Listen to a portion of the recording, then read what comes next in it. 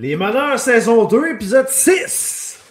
Aujourd'hui, on reçoit l'un des plus grands capitaines que j'ai côtoyé, Charles-David Baudouin. Mais avant tout ça, on voudra une petite surprise. Drette là, puis on va se mettre dans le coin, Kev, pour l'écouter. Is a very simple one. And, the Mamba mentality simply means trying to be the best version of yourself. That's what the mentality means. It means every day, you're trying to become better. And it's a constant quest. It's an infinite quest.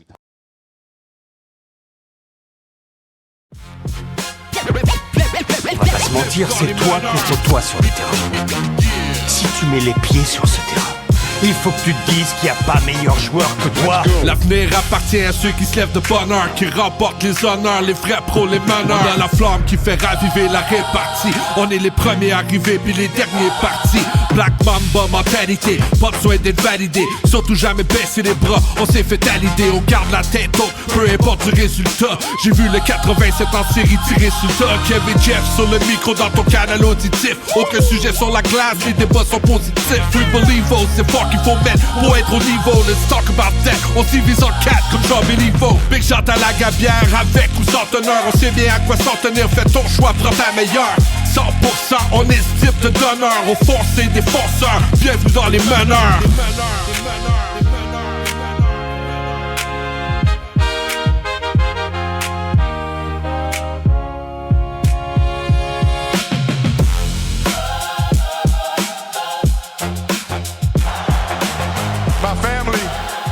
To my family, my wife Vanessa, our daughters Natalia and Gianna, thank you guys for all your sacrifice. For all the hours I spent in the gym working and training. And Vanessa, you holding down the family the way that you have. I can't, there's no way that I could thank you enough for that. So, from the bottom of my heart, thank you. And what can I say? Mamba out.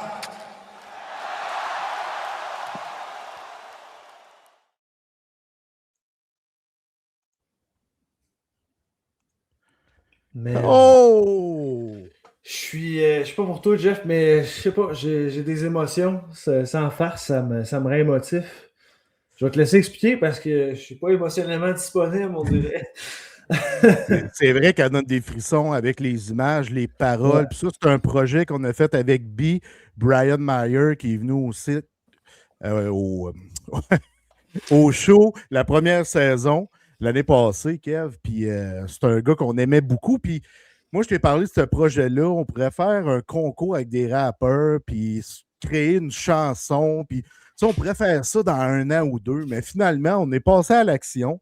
On l'a fait drette cette année.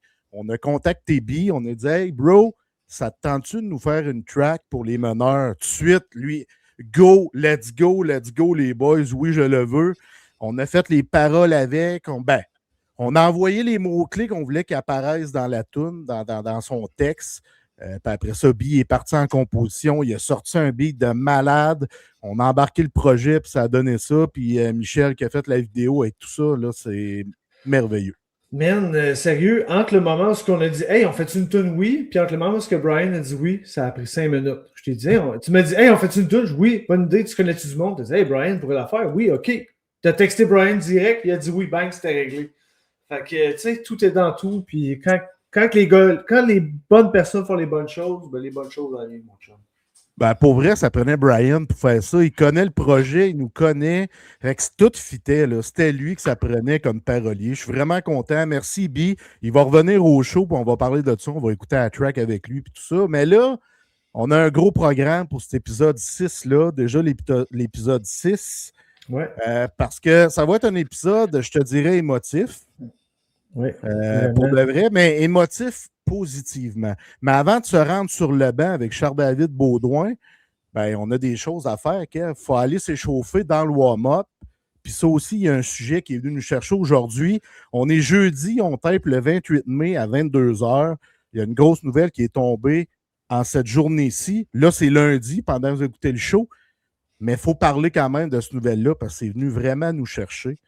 Après ça, le segment de la bière, la gabière. On s'en va sur le banc. On revient avec nos pimentons. Un autre moment émotif de mon bord. Pour vrai, Chris, il va avoir de l'émotion en soir.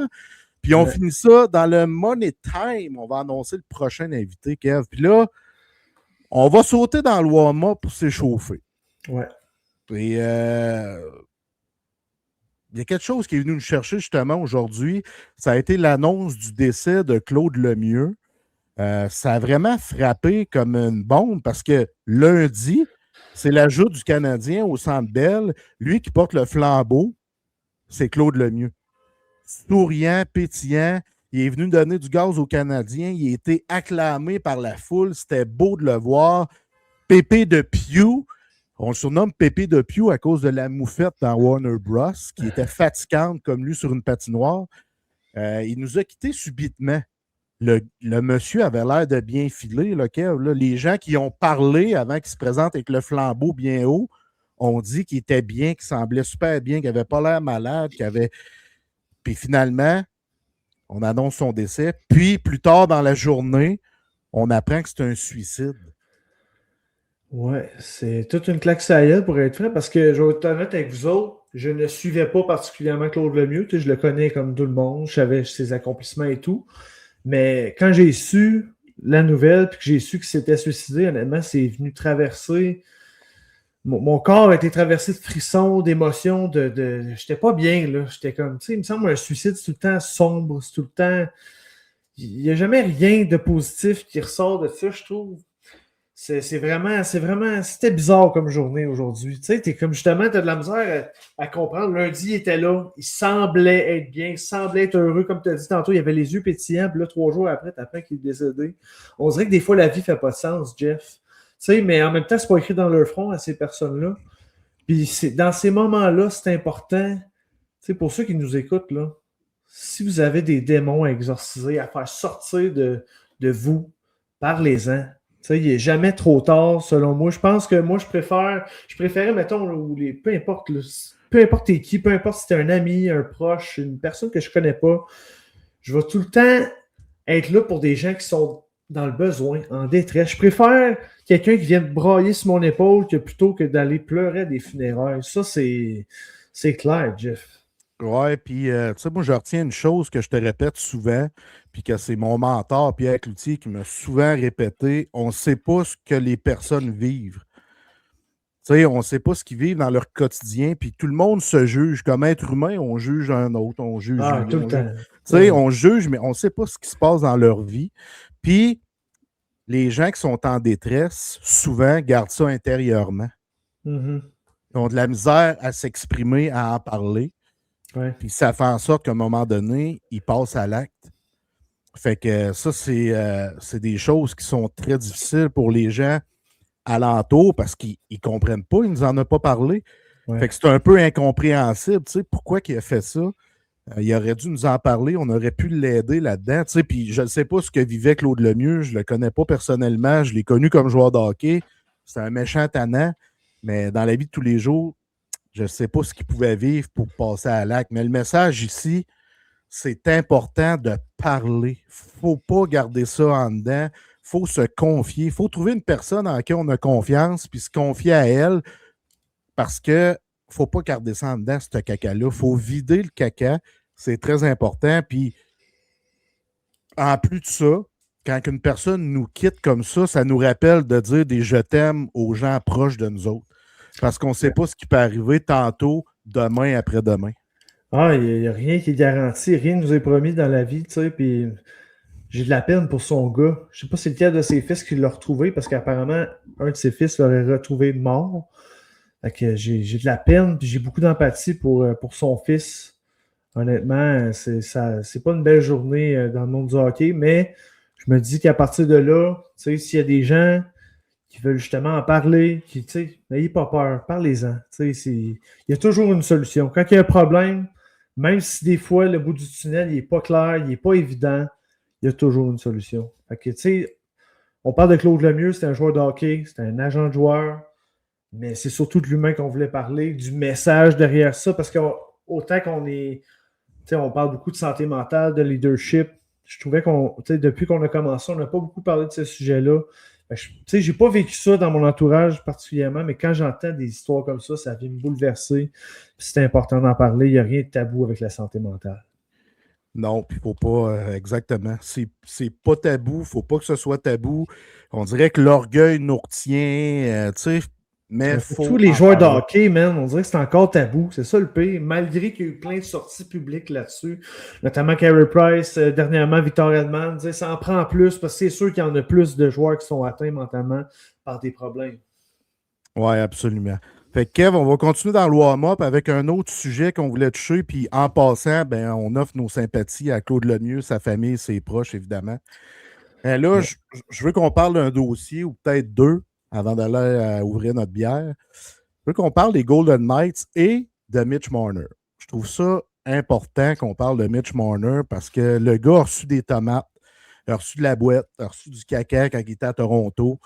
Puis lui, à un moment donné, il avait besoin d'un changement d'air mentalement. C'est ce qu'il a fait.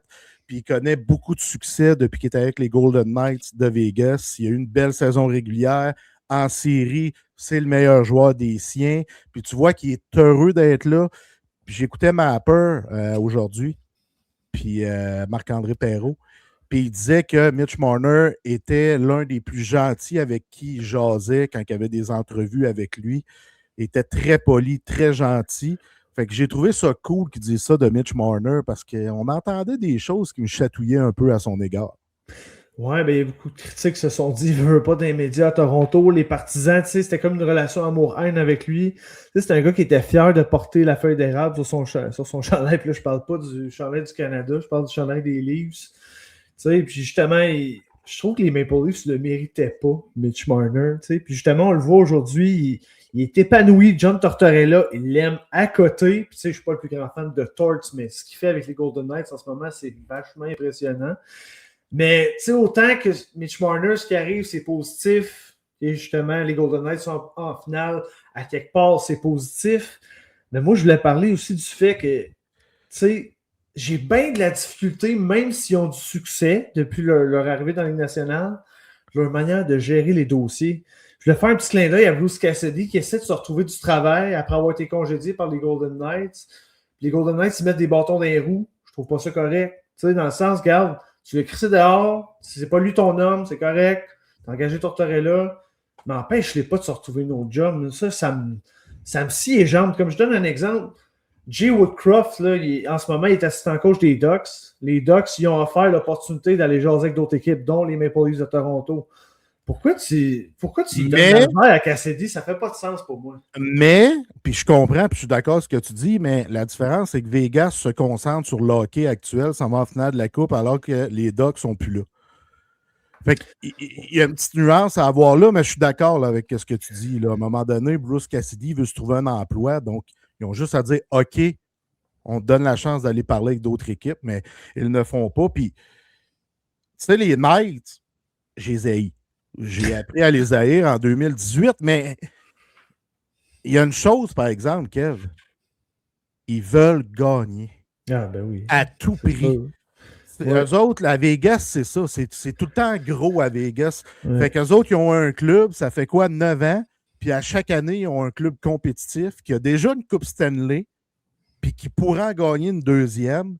Fait que pour ça, je leur lève mon couvre-chef. Good job, vous êtes des gagnants, vous voulez gagner. Mais je les aime pas plus. Puis il y a une des raisons, c'est ce qui se retrouve devant le filet, mais je veux pas qu'on y aille là.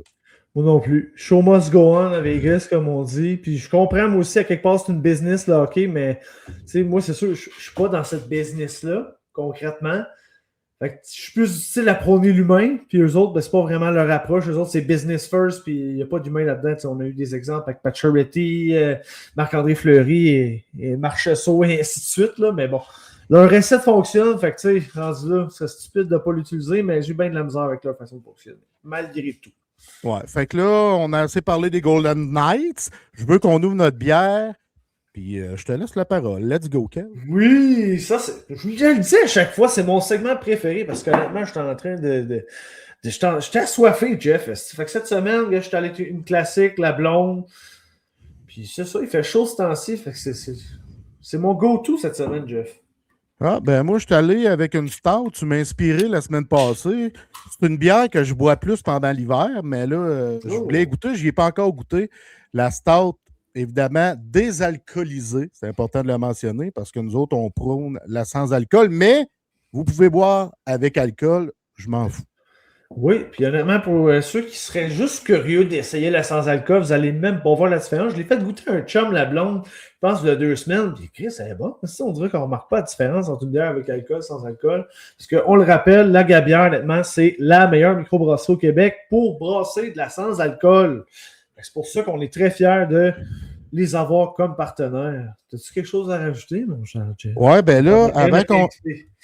Ouais, en passant, OK, Kev, oui. Je vais te déposer un petit quelque chose. Vas-y. Chaque journée est une nouvelle chance de réussir. Je veux que les gens retiennent ça, puis nous autres, on se fait un cheers. Gorgé! Oh oui! C'est le moment. Puis là, c'est le moment d'accueillir un asti de vrai. Un humain exceptionnel. Puis un grand capitaine, Charles-David Baudouin. Salut, Bud, mon chum, ça va bien? Ah ouais, oui. Yes, merci d'être avec nous ce soir, parce qu'il est 10h30 le soir, ici, au moment où on se parle. Fait que merci d'être avec nous aussi tard et ta bonne humeur avec toi. Ça fait plaisir. Content d'être les boys. Yes. Hey, on a beaucoup de choses à jaser, Bud, parce que, tu sais, je regarde ta fiche, là, ta carrière, là, 5 saisons dans Q, 5 saisons pro en Amérique, dans Ligue américaine, dans East Coast. Tu es allé 3 ans environ en Europe. Tu es revenu. Avant ça, tu as fait 2 saisons universitaires aussi. Tu es revenu. Tu as joué une saison ou quelques matchs en Ligue nord-américaine. C'est un esti de beau parcours, ça. Ouais, surprenant un peu malgré tout. Là, pour vrai, j'y allais un an à la fois, comme en junior. Je ne m'attends pas d'être drafté si tôt. Dans ma tête, j'ai comme peut-être regarder l'autre bord l'année prochaine. On verra qu'est-ce qui arrive. Finalement, sortie première ronde, on me présente au camp. Je pense pas rester, je reste. Rapidement, tu penses au NHL draft, pas drafté, tu continues à grinder, puis gagne une coupe à la fin, un trade, une blessure. Je me retrouve universitaire un peu contre mon gré, qui sont finalement les 2 plus belles années de ma vie. Après ça, tout de suite, tu te dis, bon, je veux jouer pro, comment, tu sais, puis tu sais, universitaire canadien, on se le cachera pas, c'est pas nécessairement facile d'aller pro. J'ai 2 belles saisons, je m'attends à avoir des appels. Finalement, il n'y en a pas. Il faut que je me supplie un tryout dans East Coast. Finalement, à call up dans la Ligue américaine, j'allais grinder pour rester là. Après ça, l'Europe, pour vrai, je m'attendais pas à ça là, en grandissant. Ouais, puis je veux te féliciter. Puis on s'est connus, on s'est côtoyés à l'époque à Drummond. J'ai couvert les voltigeurs avec un site dont je ne donnerai pas le nom, un défunt site. Puis j'ai connu un petit gars excessivement mature. Je pense que tu avais 18 quand je t'ai connu, qui était déjà un grand leader, qui prenait sa place. Puis je voulais te le dire, puis je te l'ai déjà dit dans le passé, tu m'as inspiré beaucoup, même si tu as 10-12 ans plus jeune que moi. Juste te voir aller avec ta grande maturité, qui organise des affaires, qui fait des écoles de hockey, qui travaille tout le temps sans relâche parce que tu es un joueur de hockey travaillant, un compétiteur féroce, puis tu es comme ça dans la vraie vie aussi, puis je voulais le souligner. Merci beaucoup. Merci, c'est gentil. Je pense que ça vient des valeurs familiales, d'être le jeune avec un 7 ans, 5 ans de différence avec mon frère, ma soeur, qui fait que j'ai peut-être vieilli plus vite que le temps. Oui, effectivement.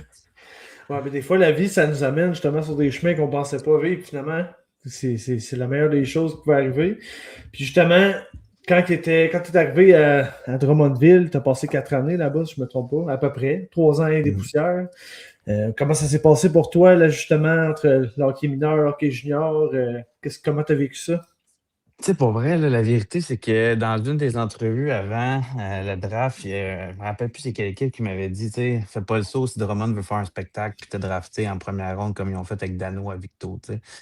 Puis, tu sais, j'étais parti à Rive, je suis listé quoi, en 4e ronde, puis tu sais, Dominique Ricard il a toujours dit j'ai jamais fait ça pour le show. Je croyais en toi, j'avais vu des choses qui me faisaient penser qu'à 18, 19, 20 ans, tu serais un des meilleurs défenseurs dans la ligue.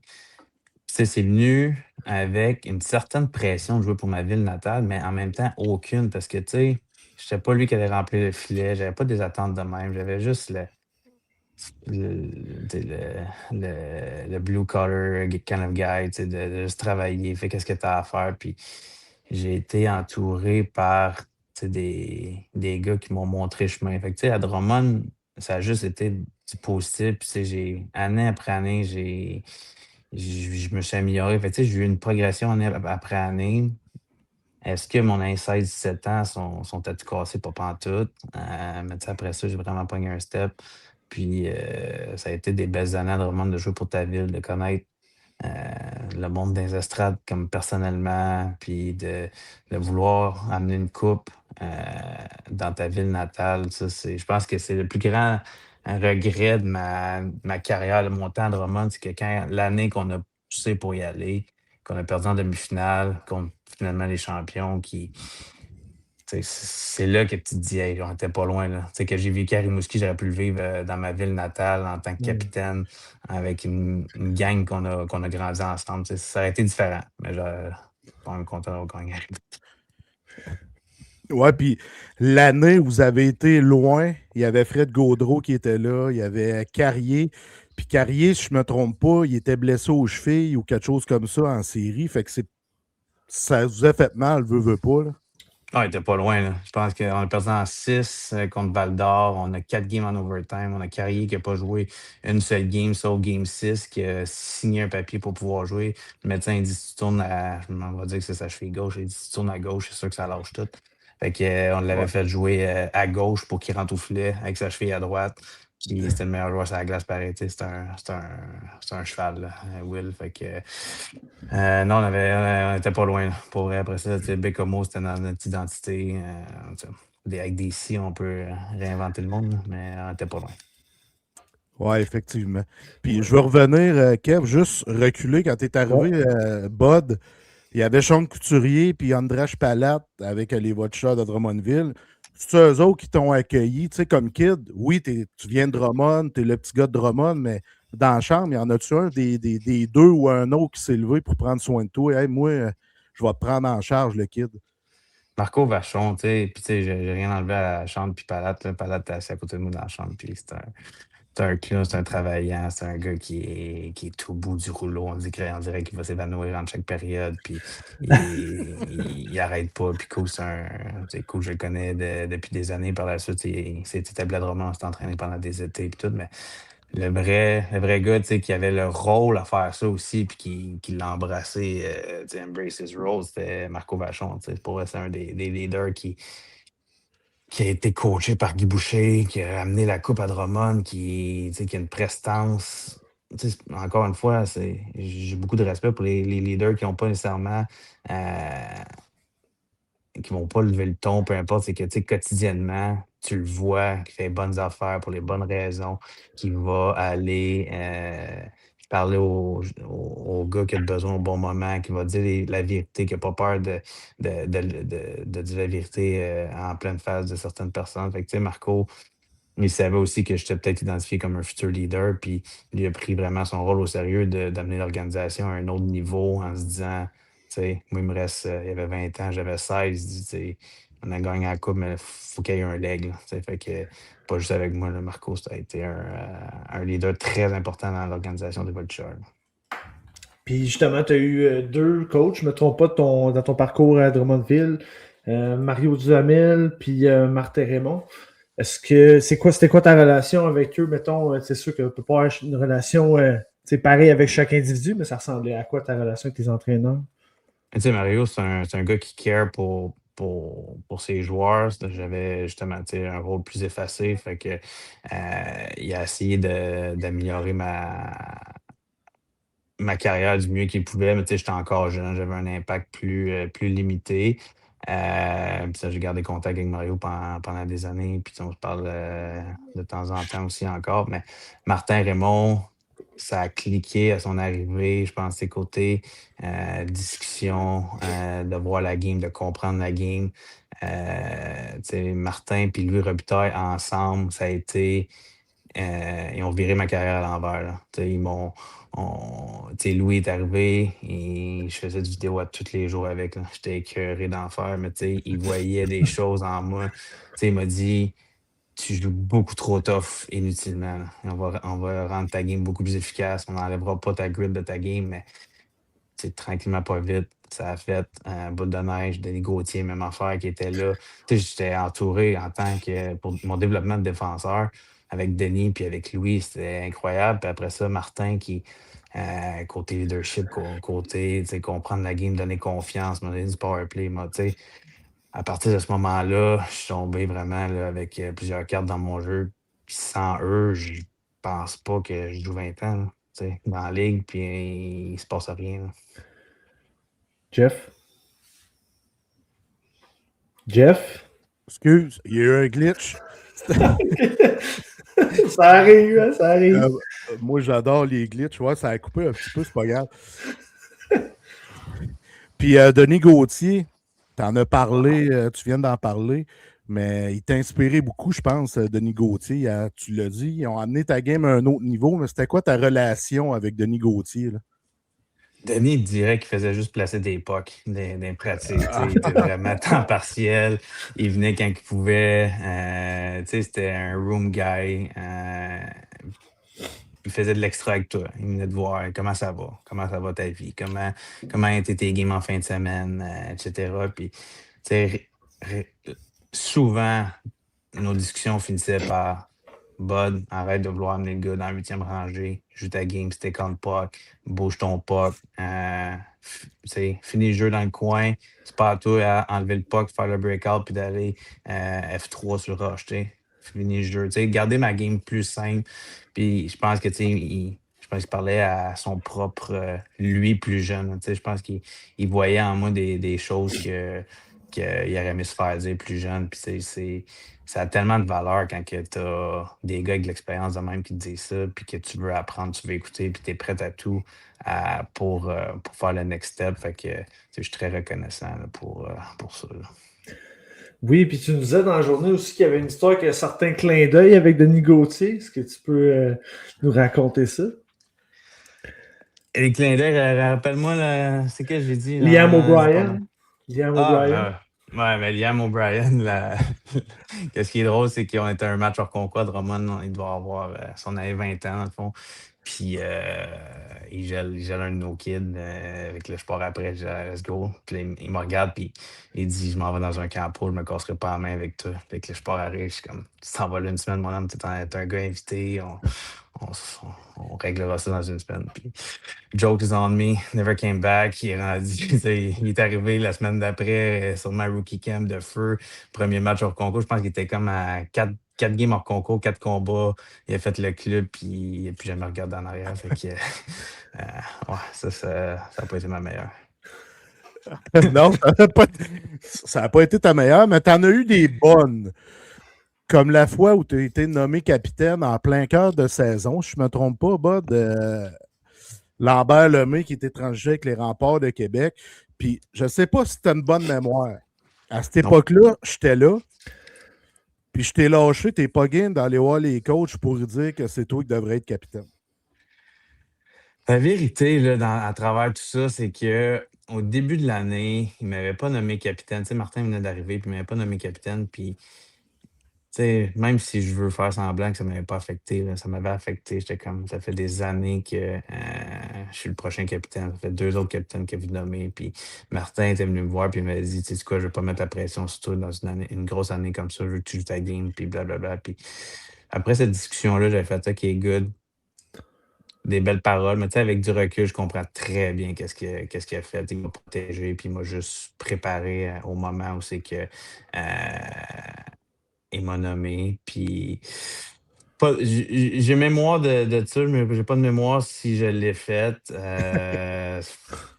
Sûrement, je sais pas. Puis, mais tu sais, je me rappelle que Martin m'a dit c'est une grosse année, puis à partir de maintenant, je veux que tu sois le premier à lever le trophée. C'est la fin de l'année, on l'a. Fait que, il dit assure-toi que les gars te suivent. C'est le même qui m'a annoncé ça. Wow! Écoute, je vais être franc avec toi, Bud. Tu permets que je t'appelle Bud, vu que c'est écrit sur ton temps. Moi, Jeff, quand il me parle de toi, il t'appelle tout le temps son capitaine. Tu sais, il se l'approprie. Il dit, pour toi, c'est toi le capitaine ultime. Puis il me dit ça, tu sais, je te dis pas ça récemment. Là, il me dit ça. Ça fait 2 ans qu'il essaie de t'amener au show, les meneurs, puis il me dit ça à chaque fois qu'il me parle de toi. Tu sais, fait qu'à quelque part, leadership, capitaine, ça te représente beaucoup.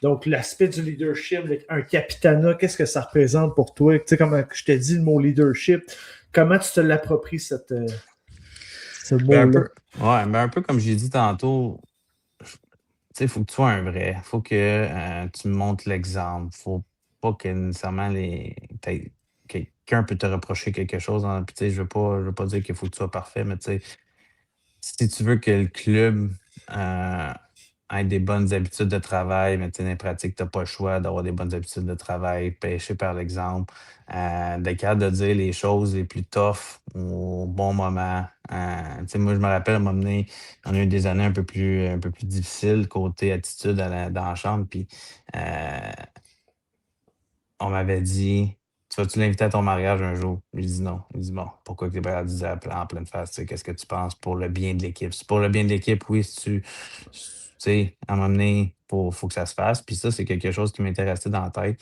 Puis avec le temps, tu te dis, ben, même si c'est ton meilleur chum, faut que tu sois capable de dire les bonnes choses au bon moment, puis d'une bonne manière aussi, là. Puis c'est un peu ça que Marco m'a montré par l'exemple, de justement au bon moment, d'aller tendre la main à quelqu'un, puis de s'assurer qu'il y a de l'aide. Fait que, tu sais, après ça, c'est du leadership, c'est ça, c'est d'être vrai, c'est d'être là au bon moment, puis de pêcher par l'exemple, puis de pas. Tu sais, un faux leader, pour moi, c'est quelqu'un qui va lever le ton devant les caméras, ou bien qui va faire ci pour se faire voir. Tu sais, un vrai leader, c'est quotidiennement, ni vu ni connu. Fait que c'est un peu ma définition de leadership, là. I drink to that. Ouais, très belle définition, Bud. Je veux encore revenir en arrière parce qu'on jase, là, puis il y a plein d'affaires qui me flashent dans la tête, là. Il y a une situation, si je ne me trompe pas, que tu m'as raconté jadis avec Mario Pouliot à Team Québec, je pense.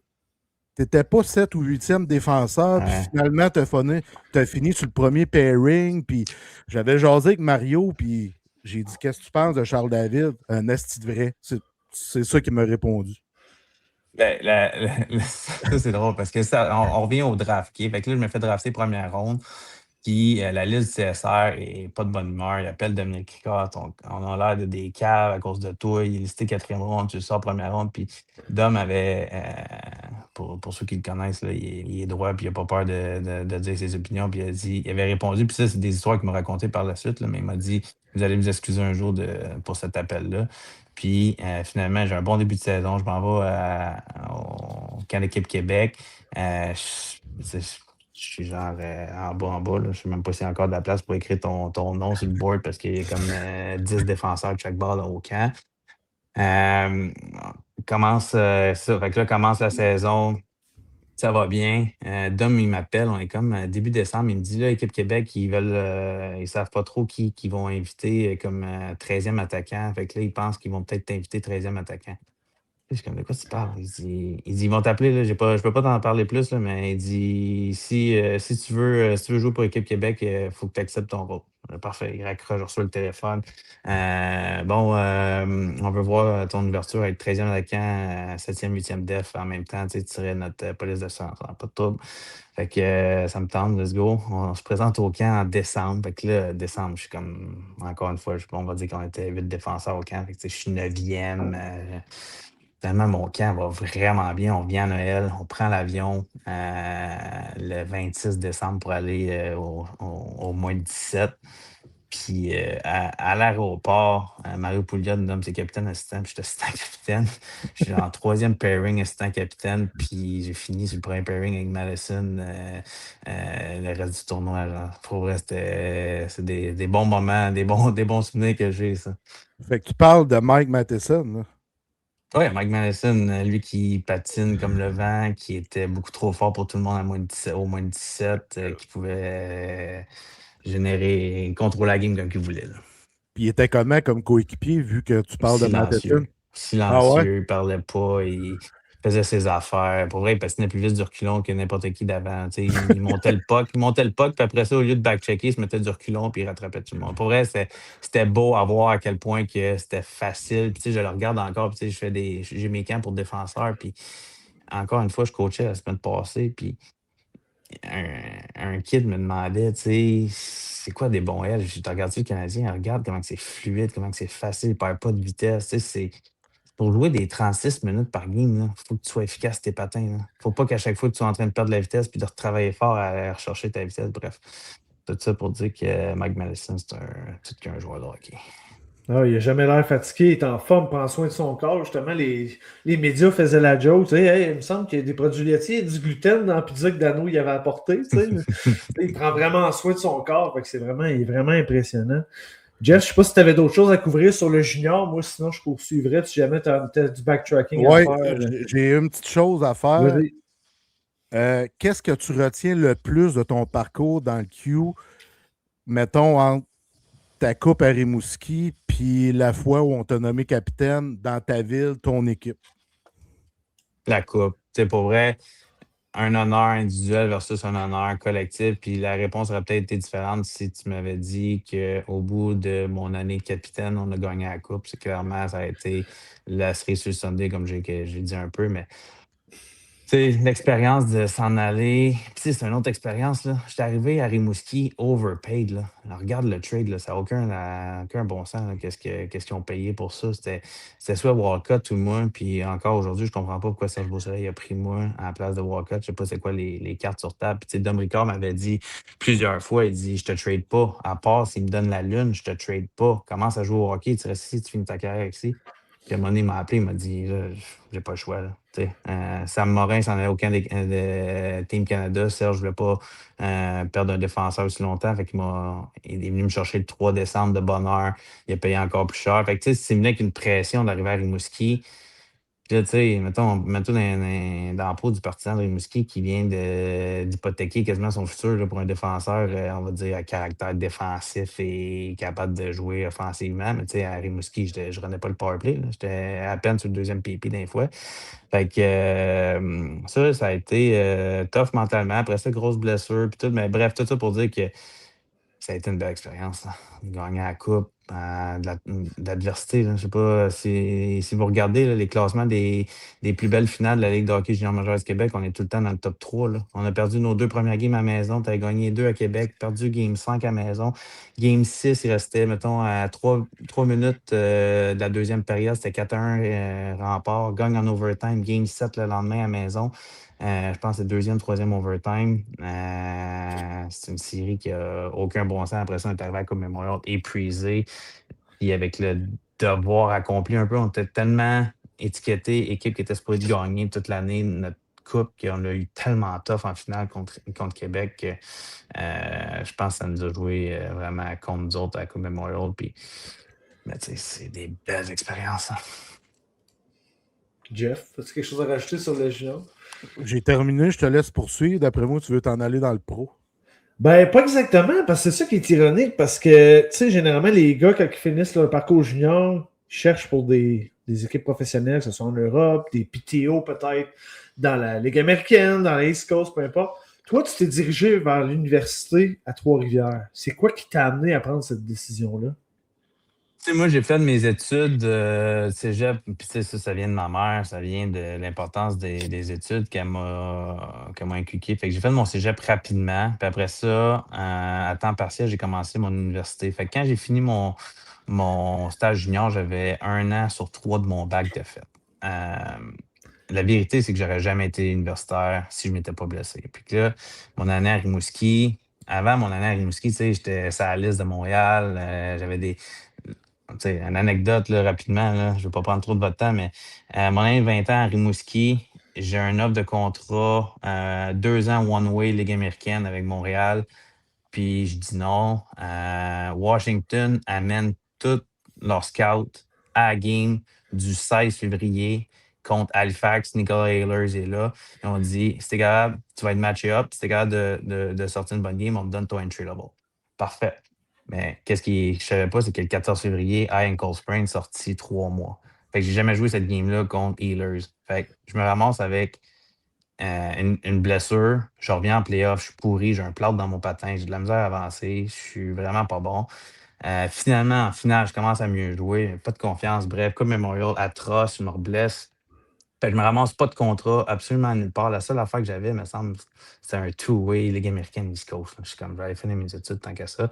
Euh, Puis je vais better, I'll bet on me que à la fin de dans 2 ans, je vais finir mon bac, puis je vais avoir les mêmes offres de contrat, sinon mieux. Fait que c'est de même que je me suis ramassé à Trois-Rivières. Puis pour vrai, tu sais, des fois, il arrive jamais rien pour rien. Puis ça a été les 2 plus belles années de ma vie. Puis quand je suis arrivé pro, je m'ennuyais, après ma première game, je m'ennuyais de ma mère. Là. Je me faisais courir après par des bons tatas.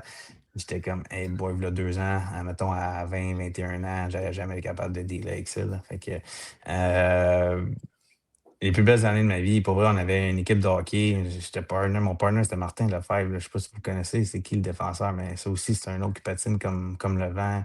On avait toute une équipe. T'allais au championnat canadien. J'ai représenté le Canada aux universiades. Pour vrai, c'est les 2 plus belles années de ma vie où c'est que tu finis tes études, tu as une belle gang de hockey qui veut jouer pro, puis tu as, du fun. Là. Fait que. C'est ça. C'est de même, ça m'a amené universitaire que, un peu forcé, mais je suis chanceux d'avoir été forcé là. Fait que ton passage à Trois-Rivières t'a permis de prendre en maturité, peut-être, comprendre des choses, puis après ça, let's go, je m'en vais pro. Oui, 100%. Puis, tu sais, tu sors de là 2 ans plus vieux, tu sors avec un bac, là. Tu sais, je suis pas tombé sur des contrats garantis Ligue américaine en sortant de là. J'étais allé j'ai été chanceux, là. J'ai finalement supplié quasiment quelqu'un de me donner un try-out dans East Coast. J'ai été healthy scratch les 3-4 premières games que j'étais arrivé là. Finalement, je joue une game. Ça va super bien. Je gagne la confiance du coach. Puis, 5 games plus tard, par hasard, je suis callé up dans la Ligue américaine. J'ai resté le reste de l'année là. L'année d'après, fait que j'ai d'autres offres sur la table, mais je suis comme Belleville, dans le fond, qui était Binghamton. Ils déménagent à Belleville, je vais leur donner leur chance. Fait que je me présente au camp sans contrat pour me prouver pour avoir mieux. Finalement, une coupe dernière journée du camp. Fait que je me ramasse à Manitoba pour 3 ans par après. Fait que, tu sais, je suis chanceux à travers tout ça parce que un gars, pas d'études dans East Coast, que ça va pas bien, euh, bonne chance. Hein. Faudrait, tu te demandes qu'est-ce que tu vas faire demain. Là. Puis j'imagine que c'était année par année au Manitoba, dans le sens Ben, que. tu sais, même pas. Je suis arrivé au Manitoba. Fait que là, je reviens de Belleville. Ils me disent, tu t'en vas dans le coach. Je suis comme, non, j'ai aucun contrat avec eux autres. Je m'en vais à la maison. Je vais aller regarder mes options. Finalement, Manitoba, mon agent me trouve de quoi au Manitoba, mais je m'en allais là dans 9 jours. Fait qu'il me dit, fait que là, je m'entraîne avec les Vultures, mais tu sais, il y a déjà 8 devs, tu veux pas prendre la place des gars. Même si je me pousse, je suis arrivé out of shape, là, 9 jours plus tard au Manitoba. Eux autres venaient de perdre leurs 2 premières games de la saison. On se fait baguer première pratique. Je suis out of shape. Puis, qu'est-ce qui est drôle, c'est que Pascal Vincent, par après, il m'a dit, après cette première pratique-là, tu étais tellement pas capable de suivre le bagger à la fin que j'ai dit à notre assistant coach qui était Eric Dubois, il dit, t'as une semaine pour le mettre en shape, sinon je le mets dehors. Mais ça, cette première pratique-là, je vais me rappeler toute ma vie parce que c'était juste des one-on-one tout le long de la pratique. Mais ça, c'est mon bread and butter. Fait que ça allait bien. Tu sais, il y en avait des Roslovich, des Cal Corners, des Petan. On avait un méchant club là, dans la game américaine. Puis ça allait bien. Là. Tu sais, je voyais que je gagnais en confiance. Je voyais que les coachs étaient contents. Mais quand on est arrivé au bagger, à la fin, que j'étais prêt de suivre, ma carrière dans la game américaine a failli se terminer là. Comment, pourquoi qu'elle s'est poursuivie finalement ta carrière avec le Moose du Manitoba? Ben, tu sais, Éric Dubois, il m'a mis en shape, mais tu sais, c'était une question de temps. Je veux dire, j'étais pas out of shape, c'était juste une question de retrouver le rythme. Puis après ça, j'ai eu un match. Ça a bien été, gardé ça simple. Puis tu sais, Mike King, qui était le gars de développement là-bas, il me disait tout le temps, si je sais pas si Charles Baudouin a joué à soir, ça veut dire qu'il a bien joué.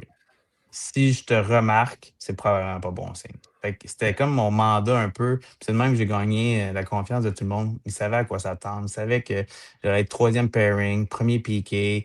J'avais bloqué des shots, j'avais gardé ma game simple. Puis, tu sais, dans le fond, c'est ça qu'ils veulent là, des coachs. Ils veulent juste s'assurer que quand ils te mettent sur la glace, ils savent à quoi s'attendre. qui n'ont pas peur que tu fasses 2 turnovers puis que ça coûte un but. Fait que c'est le même que tu gagnes la confiance de tes coachs.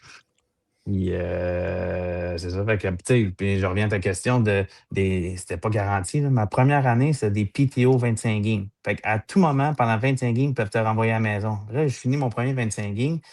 Je m'attends à signer un contrat jusqu'à la fin d'année. Maintenant, on me redonne un 25 games. Fait que 50 games sur 76, à tous les matins, ils pouvaient me mettre dehors. Je te le dis, on arrivait à l'aréna, là, il y a des matins que j'arrivais, mettons, ça faisait 3 games, j'étais healthy scratch, ou je venais d'en jouer une creuse, ou un gars de la Ligue nationale était redescendu. Ben, on rentrait, il y avait le changing room pour se mettre en glitch, il y avait pour aller déjeuner, puis il y avait la chambre. Ben, j'enlevais mes souliers, j'allais voir la chambre. Ah, ma poche n'est pas faite, parfait, je me changeais, j'allais déjeuner. Mais tu sais, mentalement, là, j'étais épuisé. Là. J'étais arrivé à Noël, là, après genre 40 games, là, voir ma famille, j'ai juste genre fait. Le gun, ça attend tout le temps, vivre à l'hôtel. Tu sais, ça a été une année payante à cause du per diem et tout, mais vidé. Fait que quand je suis parti de cette année-là, à mon exit meeting, ils m'ont dit hats off, tu mérites ton contrat, on te signe, tu es un des premiers qu'on signe. Dans une semaine, le contrat, il est dans tes courriels, signe ça. Puis tout. Fait que ça a été un bel accomplissement. Là. Mais tu as comme mentionné ta paye, mais c'est quand, si c'était un PTO, comment ça fonctionnait? Genre, comment tu avais du revenu? Un PTO, t'es payé. Ça se négocie. Tu sais, mettons, tu vas avoir des gars, des anciens gars de la Ligue nationale qui peuvent faire du 200 000 sur du PTO, là, du 250 000. C'est juste que t'es pas garanti. Fait que demain matin, tu sais, on va dire, tu peux faire 1 million sur ton PTO, mais si dans une game, t'es parti, t'as pas fait grand-chose. Ouais, je comprends. Puis est-ce que le fait d'avoir Pascal Vincent, un francophone, est-ce que ça t'a aidé à avoir une belle proximité avec lui? Comment tu as vécu ton expérience avec lui? Tu sais, Pascal, c'est un excellent coach. Hein? Puis moi, j'ai adoré être avec lui, mais tu sais, il m'a pas fait de faveur au début, puis j'ai gagné sa confiance. Puis, tu sais, il m'a toujours dit, année après année, tu arrives de plus en plus près, tu es de plus en plus un vrai défenseur qui peut s'établir dans la Ligue américaine. Mais ça reste que c'est une business. Tu sais, ma dernière année où c'est que j'ai commencé à me promener dans East Coast, la vérité, c'est que après le camp, il me dit ça a été ton meilleur camp en 3 ans. Tu as failli jouer une pre-season dans la Ligue nationale. J'ai rien à te reprocher, mais on a des draft picks qu'il faut faire jouer. Ils vont se planter dans les 2 prochaines semaines. Je suis obligé de les faire jouer. Fait que va-t'en dans East Coast. Puis je te dis, je te donne ma parole, je te ramène dans 2 semaines. J'ai dit, Pazzi, j'ai dit, j'ai un char, j'ai un chien, qu'est-ce que je fais? Il dit, laisse tout ça ici, fais-moi confiance. T'es là 3 mois. Parce qu'il n'y a pas le contrôle là-dessus, parce que les kids ils ont bien joué finalement. C'est des Kovacevic qui ont surpris, c'est d'autres gars de même qui ont finalement fait la job. Fait que j'ai jamais été vraiment rappelé. Puis quand j'ai été rappelé, ça allait bien, mais c'était la business. Fait que, mettons, Pazzi, puis moi, ça a cliqué. C'est un technicien, c'est un gars très préparé, très système de jeu. Je pense qu'il y a des gars qui trouvent peut-être que c'est too much, mais il y en a d'autres qui trippent. Il est préparé. Puis, oui, Jeff, vas-y. Dans tes moments marquants du côté de Manitoba, Bud, Patrice Cormier, tu as joué avec lui. C'était quel type de personne? Parce que tu sais, on connaît toute l'histoire avec Michael Tam qui a peut-être dérangé le restant de sa carrière, mais comme personne, il était comment, Patrice Cormier? C'est un vrai. Puis tu sais, je fais juste penser on l'écœurait tout le temps parce qu'on ne savait pas s'il était anglais ou français. Fait que les Anglais disaient qu'il était français, puis les Français disaient qu'il était anglais. Mais c'était un vrai, c'était justement un capitaine qui n'avait pas peur de ramener tout le monde à l'ordre, il est tough, il est intimidant, mais il est prêt à tout pour gagner. Puis tu l'as dit, ça a affecté sa carrière, ça l'a. On en a discuté une couple de fois, mais mentalement, ça l'a affecté, ça, mais par la suite, il tend la main à tout le monde. Quand je suis arrivé, je me rappelle, ma première année, j'étais sur un PTO, puis il m'a dit Ricky Parley, tu le payes-tu ou on attend que tu aies un vrai contrat? Je vais attendre que j'aie un vrai contrat. Il m'a dit, Kid, il dit, tu payes, puis on va s'arranger que tu restes. Fait qu'il dit, il m'a pris sur son aile aussi là-bas. Fait que ça, c'était cool. C'est un vrai.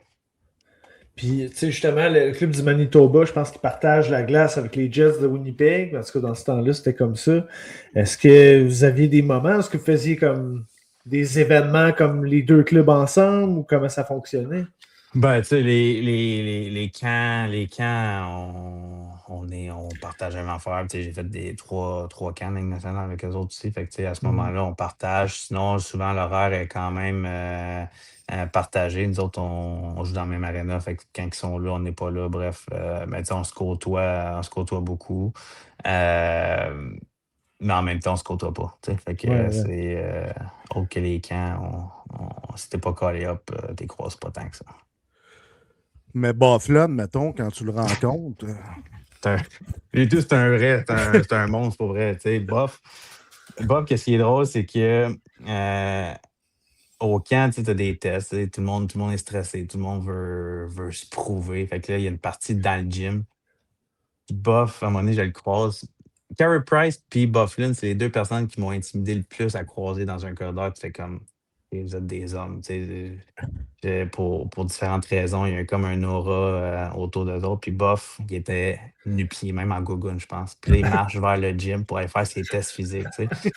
Puis, il y a un test que c'est une machine, un Kaiser, qui faut que tu donnes un coup de hache, il calcule la vitesse, la force, je sais pas trop. Fait qu'on fait le test, puis le stagiaire, il est là, puis là, il écrit ton numéro, mettons. Je sais même pas comment il calcule ça. C'est peut-être des newtons, des forces, je sais pas. Fait que Buff, il le fait. Erreur sa machine. Fait que le stagiaire, il dit, je m'excuse, c'est M. Bufflin, il va falloir vous recommencer. Puis il était déjà en train de marcher pour s'en aller. Là. Il était comme, OK, je vais le refaire. On le refait. Encore, hey, désolé, M. Bufflin, ça n'a pas fonctionné. Je vais aller voir mon un stagiaire. Là, sûrement qu'il serait hockey, puis il est tout content, il veut son autographe en même temps. Fait que là, il dit, on va pas voir, c'est de même à chaque année. Là, il s'est marqué ça, là, mais il dit, regarde, je vais te le faire moins vite. Tu vois, ça c'est écrit 200, mettons, la machine n'est pas brisée. Je vais te le refaire. Paf! Il pétait le score à chaque année. Puis, tu sais, Perrault, Mathieu Perrault, avec qui je m'entraîne et tout, il dit c'était la même affaire. Il dit il arrivait au bench, pas échauffé avec ses gougounes, il pognait à la barre. Bon, combien ça en prend pour battre ici? Parfait, OK, good. 22? Parfait. 1, 2, 3, 4, 5, 22. Merci, bye. Il partait, il était en gougoune. Un bœuf, ça n'a pas de sens. Un vrai. Ouais. Ah oui, vraiment. Tu sais, on en parlait avant de rentrer en ondes. C'est de valeur parce qu'il aurait pu jouer encore une couple d'années. Là. Sérieusement. Il n'y a pas la même alimentation que Matheson que tu parlais tantôt. C'est plus comme Kessel ou c'est l'entre-deux, mettons. Je sais pas l'hydratation à Kessel, là, mais l'hydratation à Buff est très, très, très bonne. Puis, tu sais, je pense qu'il n'y a pas de cachette, puis il a pris sa retraite, mais tu sais, Buff, il aimait ça boire ses bières la veille des games, puis le matin, au morning skate, il suait, il allait faire son nap, puis il était prêt à la game. C'était un peu sa routine. Ben, ça fonctionnait pour lui, écoute. Je vais poser une question, puis honnêtement, je pensais ça m'a popé entre-temps. Je vais en poser pour Jeff, parce que je suis sûr qu'il n'aimait pas penser. Jeff, c'est un grand fan des Panthers de la Floride. Leur entraîneur, c'est Paul Maurice. Fait que ça, automatiquement, c'est sûr que tu l'as côtoyé. C'est quel type d'entraîneur? C'est quel type d'individu? Ça entend il y a eu beaucoup de succès dans la Ligue nationale. Ouais. Puis Paul, j'ai eu des camps d'entraînement avec, un peu de discussion à gauche et à droite, mais il y a deux choses qui m'ont marqué de Paul, c'est ses speeches pour ouvrir les camps d'entraînement. Pour vrai, tout le monde sortait, on était au terrain de golf, tout le monde assis, juste on vient d'arriver au camp, puis là, tu étais prêt je veux gagner la Coupe Stanley. C'est pour vrai. Puis Paul, il avait fait je pense que c'est Pazzi qui m'avait dit ça, il avait suivi des cours plus jeunes sur donner des speeches. Puis c'est un asset qu'il a qui, vous voyez en entrevue, là, il est excellent. Puis quand il m'avait coupé là, une fois mon meilleur camp, dans le fond, j'étais rendu loin, fait qu'il était obligé de me rencontrer, pas juste me mettre sur une liste pour dire bye-bye. Là. Fait que le 5 minutes avec, il avait pris le temps, il avait regardé mes tests physiques, il m'avait parlé de mes pratiques, il m'avait parlé de plusieurs affaires. Il n'était pas obligé de faire ça. Là. Je veux dire, j'étais un gars de Ligue américaine quasiment à l'East Coast, là, mais il avait aimé mon camp, puis il voulait me donner des outils pour avoir une bonne saison, puis c'est peut-être un jour. Fait que il y a une prestance aussi. Là. Ouais, Paul Maurice. Moi, je trippe sur les Panthers parce que c'est des grinders de luxe. Puis moi, j'aime ça quand il y a de l'échec avant. Quand ça compete! Quand ça compete, là, j'aime ça. Merci pour ta question sur Paul Morris. Tu vois, ça ne m'a pas flashé. Non plus, mais j'ai comme, tu sais, je checké les années, je crie, c'est pas Maurice, c'était là. Si je comprends pas pourquoi tu n'y as pas pensé, mais bon, hein. On est connectés, frérot. Hey, Bud, je checkais ça tantôt. Avec qui tu avais joué ta dernière année dans la Ligue américaine? J'ai vu Logan Stanley, qui aujourd'hui a une carrière dans le show. Il était comment comme joueur à 6 pieds 7 dans Ace? Il se démarquait-tu de quelconque façon? Ou... Stan, c'était mon roommate en plus sur la route. Ah ouais? Ouais. Nice. Puis, il est embarqué dans la roue en début de sa carrière à être négatif. Tu sais, il me donne pas ma chance. Les Jets, ils m'aiment pas, ils veulent pas ci, ils veulent pas ça. Puis, il a finalement compris que c'est un long processus avec un défenseur comme lui. Puis, ils ont réussi à y mettre dans la tête, puis accepter, puis il a accepté son rôle. Tu sais, Stan, il voulait runner le power play, il voulait faire des stats, il voulait ci, il voulait ça. Puis, tu sais, cette année, avec Winnipeg, j'étais content pour lui, il faisait ses points. C'est sûr que Stan était content, mais il y a eu un long processus pour ça, puis il a compris son rôle, puis comment rester dans la Ligue nationale, parce que ses premiers call-up, c'était pas chic. Tu sais, fait que je lève mon chapeau, il a accepté son rôle, il a accepté ses forces, puis il a accepté ses faiblesses aussi, puis de ne pas se comparer. Parce que, tu sais, c'est encore une fois, c'est un choix de première ronde. Le choix de première ronde, ça vient avec une pression. Que tu te fasses trader pour un choix de 1 comme moi qui a vécu une pression, mais c'est encore pire dans la Ligue nationale quand tu es un choix de première ronde, puis dans une organisation passionnée comme les Jets, que les partisans, tu sais, puis ça n'a pas été facile là, pour Stan. Là. Même cette année, il y a des stats, une bonne saison. Puis je voyais des memes parce que, tu sais, je veux pas, sur les réseaux sociaux, je suis encore les Jets. Puis je voyais des affaires que les partisans ils riaient de lui encore. Tu sais, fait que, je veux pas, il voit ça à gauche et à droite. Puis il sait que. Fait que, non, bref, je suis content pour lui. Puis ça a un peu mal fini avec Buffalo, mais on verra. C'est que sa carrière la même. J'espère qu'il a pris en confiance cette année. Puis qu'il va avoir une belle carrière. Ouais, ben il tombe UFA cette saison, je pense. Fait qu'il va peut-être se magasiner un bon contrat sur le marché des joueurs autonomes. Voilà. Hâte de voir. On va avancer un petit peu, tu sais, parce que tu parlais tantôt que le Canadien t'avait offert une offre, patati patata. Puis là, une couple d'années plus tard, tu te ramasses dans l'organisation. Comment ça s'est produit?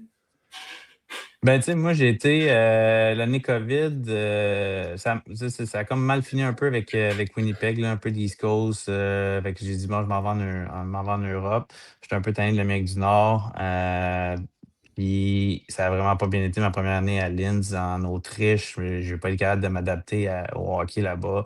Tu sais, j'ai un style de jeu d'Amérique du Nord. Là-bas, c'était une game de soccer sur une glace on était à paire équipe dans la ligue en plus. Bref, ça n'a pas bien été. Fait que j'avais besoin de m'ordonner une valeur aux yeux des équipes de l'Europe. Puis Trois-Rivières arrivait. Trois-Rivières voulait m'avoir à tout prix.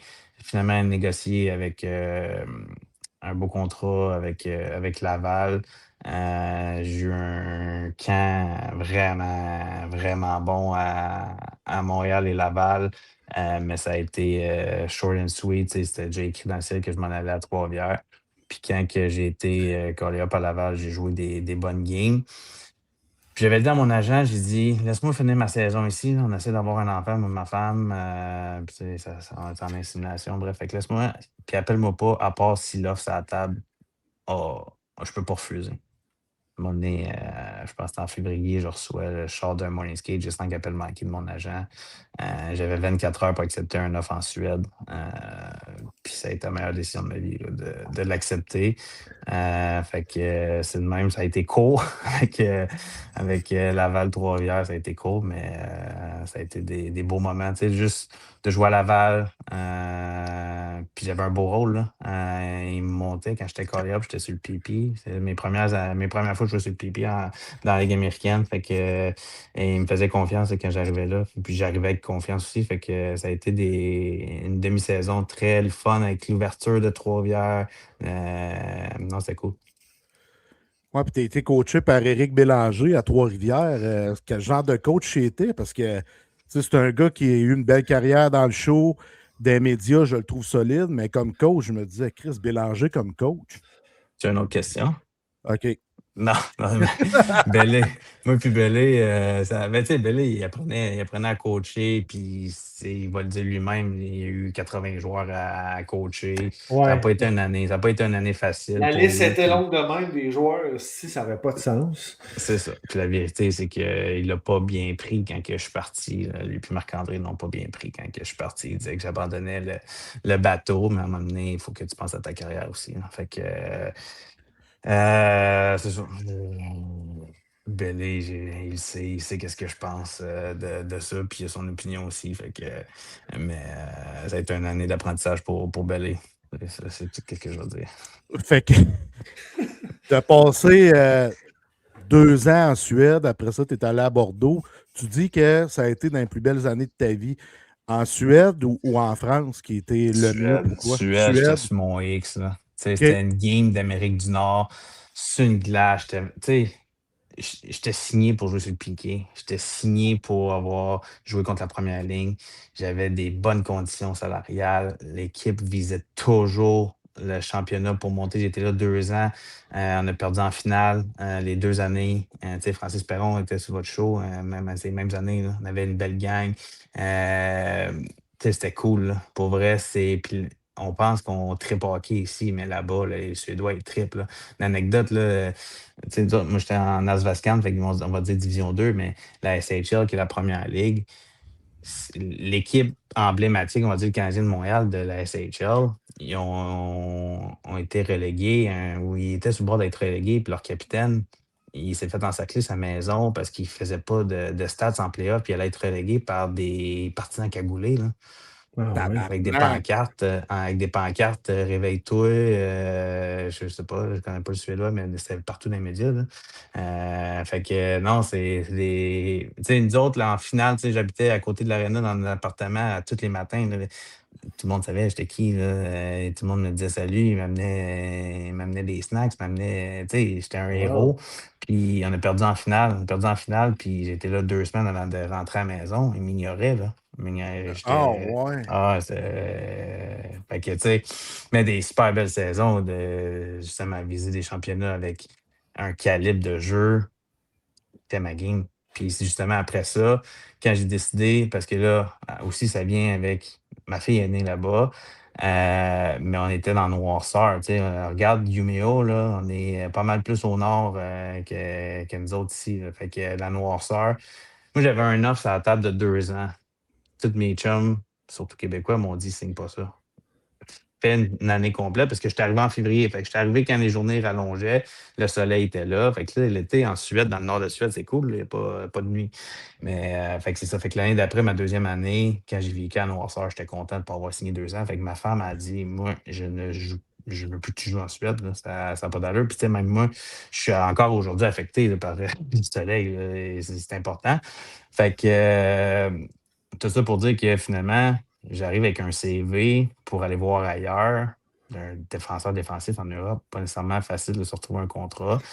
Puis, j'avais, tu sais, en nord de la Suède, tu voyages beaucoup. Fait que, tu sais, j'avais déjà commencé à être absent pour les premières semaines, premiers mois de ma fille. Fait que j'étais comme, bon, on va trouver une place que je vais finir ma carrière. Fait que quand Bordeaux a appelé, ils m'ont offert 2 ans. J'ai annoncé à tout le monde, j'ai dit, c'est mes 2 dernières années de hockey. Je signe 2 ans, puis ça se termine là. Puis finalement, j'ai fait une commotion, quoi. 3 mois après le début de la saison, puis j'ai plus jamais rejoué au hockey jusqu'à temps que, là, une couple de mois, je joue une coupe de game dans la Ligue nord-américaine, mais c'est de même que ça s'est terminé. Là. Et je suis content un peu, ben pas content, mais si tu parles d'un peu de commotion cérébrale, je veux pas, tu avais un style de jeu, tu sais, tu jetais mitaine régulièrement, fait que est-ce que ça a eu des impacts sur ta santé aujourd'hui, le fait de... Zéro pin bar, tu sais, puis ma mère ne doit pas être contente de m'entendre dire ça, là, mais tu sais, j'ai aucune commotion sur mes bagarres, zéro. OK. Mais quand, tu sais, ma dernière commotion, ça m'a pris 6 mois à récupérer. Puis dans les 6 mois, j'ai vu plein de spécialistes. Puis à un moment donné, c'est tout le temps la première question, combien de commotions? Bah, je sais pas, moi, 4-5. Parce que, tu sais, j'en ai fait il y en a 2 que j'ai perdu conscience à la glace pendant une couple de secondes. Tu sais, un coup de coude, il se protège avec sur le menton, je perds la carte, double fracture de la mâchoire. C'est sûr, j'ai fait une commotion là. Après ça, Mais non, pas à peu près, on les compte. OK? 16 ans. Tu rappelles ça. Mais tu sais, à un moment donné, j'étais rendu comme à un peu plus 16, 17 de peut-être, oui. Puis tu sais, en Suède, à chaque fois que tu as des symptômes, ils te mettent comme un casque de boxeur de glace. Puis juste là, je suis comme, ben, je l'ai mis 3, 4 fois, moi, en Suède, ce casque-là. Fait que là, tu sais, c'est ça, c'est beaucoup de petites commotions. Puis la vérité avec du recul, c'est que ma dernière commotion en France, c'était mon début de tomber diabétique. J'ai été comme diagnostiqué diabétique un peu plus tard, mais les symptômes de diabète et de commotion sont quasiment les mêmes. Fait que je pense qu'à un moment donné, à un certain moment, ça se croisait, que c'était peut-être plus une commotion, c'était diabétique. Bref, rapidement, moi, c'est arrivé début décembre, puis le 17 décembre, j'ai annoncé à tout le monde que je ne jouais plus au hockey. Tu sais, moi, je ne pas être capable de voir ma fille danser, être obligé d'aller dans le noir. Quand je savais que c'est mon dernier contrat, j'ai dit, je prends pas de chance avec ça, j'arrête ça. Là. Puis ça doit être dur de prendre cette décision-là. Tu as travaillé fort pour atteindre tes objectifs. Puis là, tu arrives, tu fais quoi? Tu Ben, arrêtes de jouer au ouais. hockey. La décision a T'avais-tu été idée? facile à prendre. Elle a été facile à prendre. Ok. Puis tu fais comme, regarde, c'est pour la santé, c'est pour le mieux, c'est pour ma famille, c'est pour moi, etc. Puis tu sais, moi, encore aujourd'hui, la plus grosse peur que j'ai, c'est d'être un homme violent dans 10, 15, 20, 50 ans. Tu sais. C'est les symptômes dans X années qui me font peur. Fait que la décision a été super facile à prendre. Mais c'est les mois qui ont suivi qui ont été très tough. Tu sais, j'ai été diagnostiqué diabétique. J'ai été diagnostiqué finalement pour une dépression, de troubles d'adaptation après ma carrière, en voyant des spécialistes de commotion. À un moment donné, on fait comme, OK, c'est peut-être pas juste une commotion. Fait que j'ai été médicamenté pour ça. Tu sais, entre-temps, j'étais zéro pin barre, un bon mari, un bon père, là. Tu sais, j'étais irritable. Je me rappelle un matin, ma blonde séchait les cheveux, puis j'ai juste gueulé après. J'ai dit, arrête, là. Je vais virer fou. Mais tu sais, j'étais tellement irritable, j'avais tous des symptômes. Tu sais, j'avais comme diabète, dépression, commotion qui venaient ensemble. Puis, tu sais, je veux pas aller là en détail, mais tu sais, j'ai eu des idées suicidaires. Là. Je l'aurais jamais fait, mais j'ai eu des idées suicidaires. C'était le temps que j'allais consulter pour de la médication. Puis, tu sais, aujourd'hui, tout va bien, là. Mais à ce moment-là, il y en avait trop à gérer. Là. Ça a été tough. Puis t'as-tu consulté plusieurs spécialistes pendant ce moment-là pour essayer de te retrouver, pour essayer de comprendre, pour te soigner? Mais tu sais, en France, j'ai été suivi par des spécialistes de commotion. J'ai consulté des psychologues pour m'aider. Après ça, quand je suis arrivé ici, j'ai encore vu beaucoup de spécialistes pour des commotions. J'ai aussi été référé à un orienteur spécialiste pour les après-carrières d'athlètes qui a été Élie Joubert. Ça m'a vraiment aidé. J'ai aussi tu sais, des thérapeutes à gauche et à droite, là, juste pour discuter. Mais tu sais, la vérité, c'est que j'ai toujours été contre la médication. Puis elle était dure à accepter, la médication, mais j'en avais besoin. Là. Puis tellement dur à accepter qu'un mois après, je l'ai cancellé. Là. J'ai dit non, je veux rien savoir de ça. Mais j'ai retombé encore plus bas que j'étais. Puis j'ai gardé la médication pendant 1 an. Puis c'est la plus belle chose qui m'est arrivée. Ça va faire quoi? 6 mois, 1 an que j'ai pas de médication. Tout va bien. Je consulte à gauche et à droite de temps en temps. Juste pour. Tu sais, c'est top de savoir t'es qui après ta carrière de hockey. Puis tu sais, j'ai gagné le trophée Marcel Robert. Mon surnom junior, c'était Marcel. J'étais un étudiant. J'ai mon bac. J'ai été impliqué à gauche et à droite. J'ai un réseau de contacts gros comme gros. Je peux appeler plein de personnes à Drummondville pour avoir un job, mais tu veux plus être cette personne-là. Tu sais, tu veux trouver c'est qui, mettons, Charles Baudouin après ta carrière de joueur de hockey. Mais je sais pas t'es qui. Puis tu sais, encore aujourd'hui, je me cherche au travail. Qu'est-ce qui me passionne? Qu'est-ce qui me donne de la drive? Tu sais, je suis tombé dans l'alcool à un certain moment. Là. Il a fallu que j'arrête l'alcool. Je buvais, je me rappelle mes premiers mois au Québec. Là, je pouvais boire une bouteille de vin avec 2, 3 bières par soir, là, quotidiennement. Là. C'était le temps que j'arrête. Là. Puis tu sais, c'est encore une fois, tu dis, ah, je suis pas alcoolique, mais je suis capable d'arrêter. Mais attends un peu, le jour que tu essaies d'arrêter, c'est quelque chose d'autre. Fait que tout ça a été une bataille qui est venue Puis encore aujourd'hui, je me pose des questions à gauche par droite. Tu sais, je veux dire, je suis honnête avec ça. Puis c'est un peu. Je suis content que j'aille une petite tribune pour en parler parce que tu sais, mettons, je suis sur je suis sur l'Alliance Sport-Études, de la Fondation, puis les athlètes n'en parlent pas, mais ils trouvent ça tough de trouver quoi faire après. Ils trouvent ça tough euh, de savoir c'est qui. Je suis qui, moi. Puis on n'en parle pas. Puis tranquillement, pas vite, on en parle plus qu'on en parlait. Fait que ça, c'est bon signe, mais tu sais, je veux en parler, moi, tout. Là. Tu sais, je veux que le monde sache que même si j'étais super outillé, comme que j'étais en train de dire, j'avais des études, j'avais des contacts, j'avais peut-être plus d'outils que d'autres personnes ont quand ils arrêtent de jouer au hockey, comme le gars dans East Coast qui a joué 10 ans, pas d'études, qui n'a pas d'argent nécessairement de côté, qui est obligé de, je sais pas, de faire un job qu'il n'aime pas. Ça peut être tough, là. Puis même si j'avais tous ces outils-là, ça a été tough. Puis, tu sais, j'ai perdu ma mère avec tout ça. Fait que ça a été des mois tough. Puis ça, c'est, mettons, tout ce que tu viens de nous dire là, c'est dans un laps de combien de temps, mettons? Ben, tu sais, mettons ma commotion, après ça, revenir au Québec, je te dirais 1 an, mettons 1 an et demi max. Tout ça.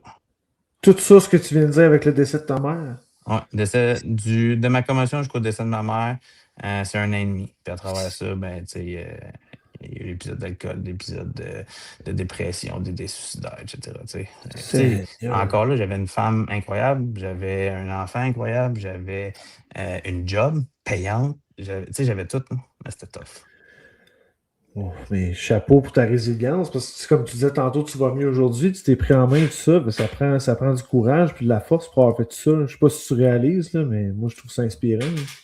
Je réalise un peu, puis tu sais, je suis surtout, ben, je suis fier, puis tu sais, j'ai toujours refusé la médication, mais je pense pas que sans médication, ça aurait été aussi facile. Ben, facile. Là, je m'en serais sorti aussi rapidement. Tu sais, il y a des moments, là, je te dis pas encore aujourd'hui, je suis un peu anti-médicament si tu es capable de t'en sortir autrement, là. Mais à ce moment-là, j'en avais besoin. Puis quand tout ça est arrivé, là, mettons, tu prends ta retraite, puis tout ça, t'avais-tu peur d'en parler de comment tu filais intérieurement? Y a-tu quelqu'un qui t'a poussé à le faire ou c'est toi qui as dit, Chris, je vais en parler, faut qu'on en parle? Je te dirais que quand que j'ai eu mon idée suicidaire, je pleurais, puis ma blonde était avec l'enfant. OK.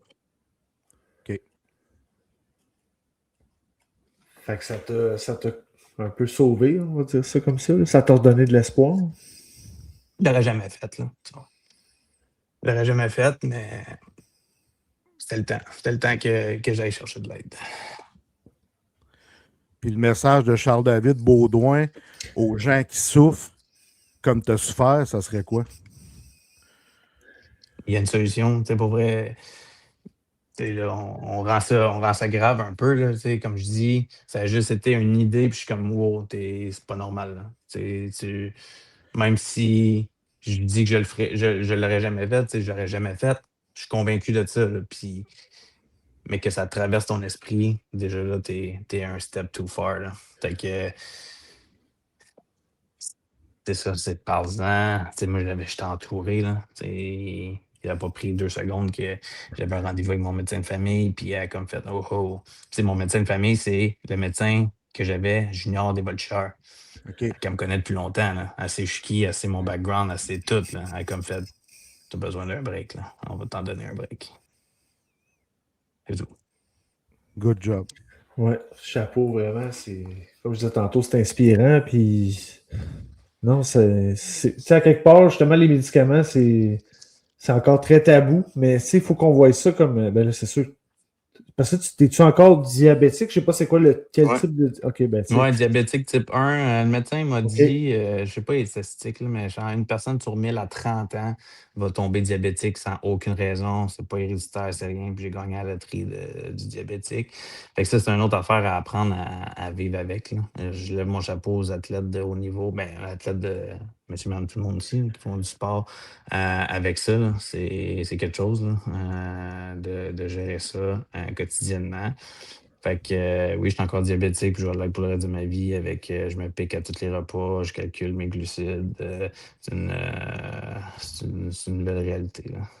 Mais c'est comme, tu sais, justement, quelqu'un qui a besoin de la pilule pour la santé mentale, ben, c'est comme un diabétique qui a besoin de son insuline. Tu sais, on essaie de normaliser ça ici au meneur, puis j'espère que ça. Il faut continuer de le normaliser dans la vie en général. Tu sais, ça vient nous aider. C'est pas un. C'est sûr que tu as dit que tu étais pas contre ça, mais quand c'est nécessaire, c'est nécessaire. Fait que, tu sais, de normaliser ça, c'est important. Non, pour vrai. Puis, tu sais, s'il y a un message au-delà de ma carrière, on va dire une belle et ordinaire carrière, s'il y a un message aujourd'hui, c'est que tu sois outillé ou pas, ça peut fesser à un certain moment. Il faut juste que tu sois capable de l'accepter puis de demander de l'aide. C'est tout. Ben, je te dirais que tu n'as pas eu une carrière ordinaire, par exemple. Là. Tu t'es promené en plus. Tu as accompli plusieurs choses, Bud, puis tu as appris, tu as voyagé. C'est Non, pour vraiment beau. vrai, je suis fier de ma carrière, puis je vais le répéter, mais je vais m'en rappeler toute ma vie. Tu sais, il y a des moments de même marquants pour. C'est rien, mais je marchais tout seul à l'aéroport sur mon premier call-up dans les Ligue américaine. Fait que, tu sais, je suis à Tulsa, Oklahoma, puis je marche dans on va dire une vieille petite aéroport pour m'en aller sur mon premier call-up Ligue américaine. Puis je marche, puis tu sais, je veux pas, je suis fier, là, c'est mon premier call-up dans la Ligue américaine. Puis je reçois un appel du journaliste de Drummond, puis une parole qui est sortie, puis ça a été le titre de l'article, c'est la Ligue américaine, c'est ma Ligue nationale. Tu sais, je savais que probablement je n'aurais jamais la nationale. Je n'étais même pas supposé jouer dans la Ligue américaine. C'est comme mon overachievement, c'était de jouer dans la Ligue américaine. Fait que c'est le même que j'ai toujours vu. J'ai toujours dit qu'il n'y a pas grand monde, puis je pense zéro personne, moi inclus, qui me voyait jouer dans la Ligue américaine un jour. J'ai juste fait ce que d'autres n'étaient pas prêts à faire. J'ai mis les efforts, puis il faut que j'en sois fier. Là. Je suis juste. Il y a d'autres belles carrières aussi. Mais oui, c'est ça. C'est mon histoire. Ben, bravo, Charles David. Vraiment un beau témoignage. Jeff, je pense qu'on serait rendu aux questions en rafale si tu n'as rien d'autre à rajouter. Ben, moi, je voulais, avant qu'on tombe des questions en rafale, te remercier d'avoir été là dans ma vie, Bud, il y a une douzaine d'années. Tu es une personne formidable. Puis, je fouillais dans mes photos, des vieilles photos. Puis, je suis tombé sur une photo de toi avec ma fille, ma plus vieille. Dans ce temps-là, elle avait peut-être 3 ou 4 ans. Puis, aujourd'hui, elle est rendue à 16 ans. Puis là, je vois mon Bud accroupi avec ma fille. Là, ça m'a comme touché. Puis, je voulais te le dire, tu as marqué ma vie, là, vraiment, par ton leadership, par qui tu étais. Puis de te voir aller, c'était vraiment beau. Là. Tu m'as fait grandir. Merci beaucoup. Merci. Puis, on y va en rafale. Je vais commencer. Oui. C'est des petites questions, Bud, super faciles, super le fun. On a 5 questions. Je commence. Le joueur le plus tough que tu as affronté? Plusieurs. Scott Sabourin. Oh, fuck off, ouais. Parti après, il a frappé mon D-partner. Puis tu sais, ça, c'est des histoires des affaires que tu fais comme que j'étais où mentalement pour faire ça. Mais tu sais, dernière game avant mon PTO qui finisse à Grand Rapids, je challenge Dominic Shine qui venait de knocker un gars là, pas si longtemps qui est tough. Là. Mais tu sais, ma grosseur, je suis comme. Là, si je veux un autre PTO, j'ai pas le choix. Là. Fait que j'ai le challenge, let's go, bon combat. Couple de semaines plus tard, on est à San Diego, c'est que je jouais dans la Ligue américaine. Puis il gèle mon D-partner, puis je traverse la glace, j'ai instigateur dessus. Tu sais. Ça fait dommage, j'étais instigateur sur Scott Sabourin, tu fais comme t'es pas bien mentalement. Même affaire, Tenardi, il gèle un de mes attaquants, je venais de faire une passe. Fait que là, je m'en vais le voir.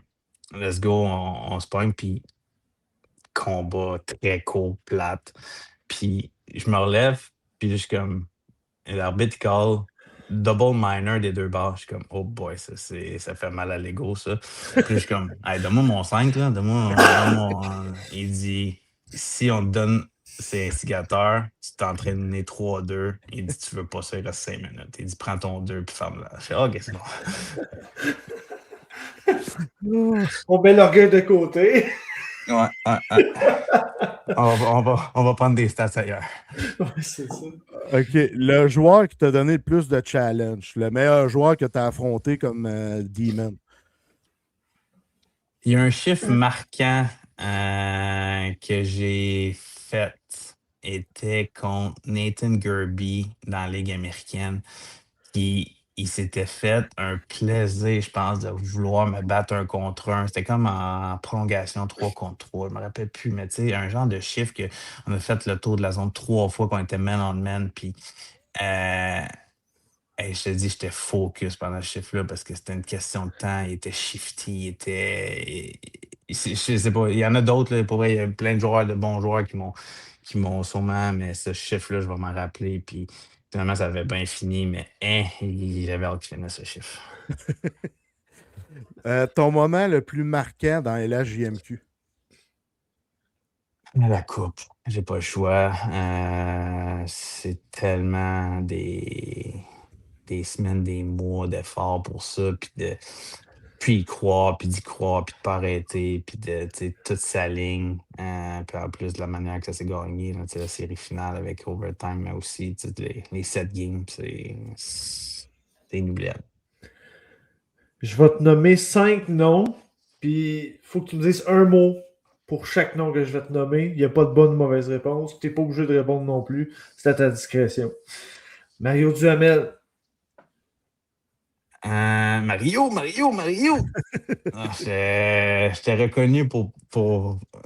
Je raconte l'histoire. Mario, moi, je suis reconnu pour dire des choses au mauvais moment. Des fois, là, mettons, sur un coach, faire une joke sur un coach, puis le coach, il rentrait dans la chambre en même temps. Là. Tu sais, mettons, à l'université, Marc-Étienne Hubert, il disait tout le temps, Charles David, j'arrive, fais attention. Fait que c'était reconnu. Puis, à un moment donné, j'avais dit, son salaire avait sorti dans les journaux, puis là, on se demandait si c'était vrai ou pas. Puis je disais, non, Mario, il se promène en Mazda, c'est sûr qu'il ne fait pas cet argent-là. Puis Mario avait dit, je fais cet argent-là, puis j'ai une Mazda.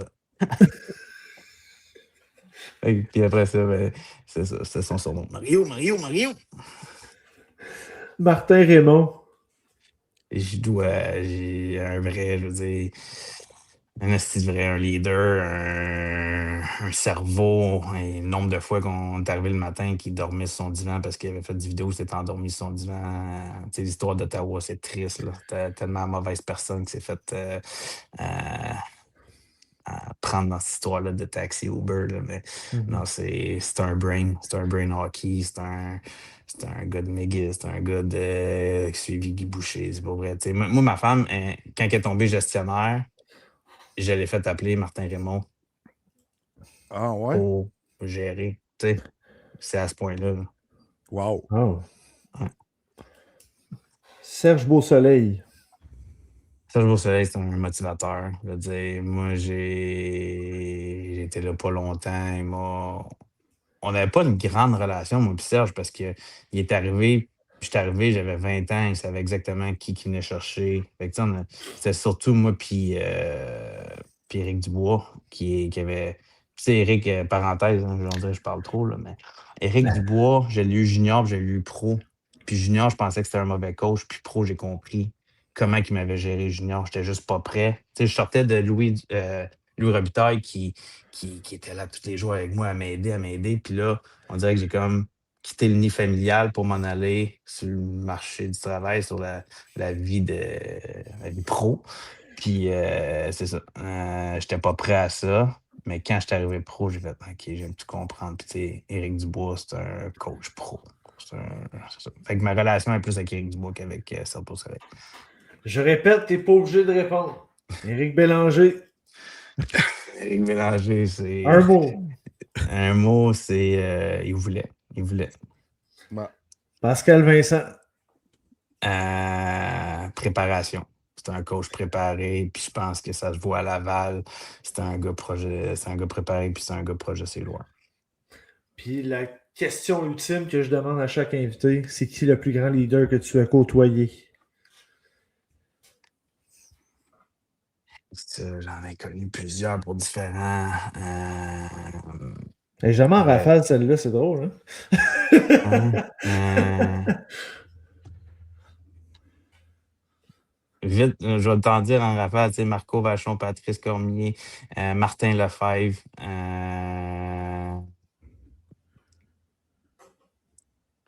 Il y en a plein, pour vrai, que j'oublie sûrement puis que je vais être gêné quand l'appel va être terminé. Euh, je répète, il y a plusieurs gars autour avec qui j'ai joué qui ont été des vrais do the right thing when no one is watching. Là. Ça a été quelque chose que j'ai dit souvent. On m'a dit souvent plutôt, puis en quoi je crois. Fait que un vrai leader pour vrai, c'est ça pour moi. Puis il y en a plusieurs avec qui j'ai joué, que j'ai regardé faire, puis que j'ai compris. Ah, il y aurait d'autres questions qui me popent, mais Chris, ça fait déjà 1h25. Ouais.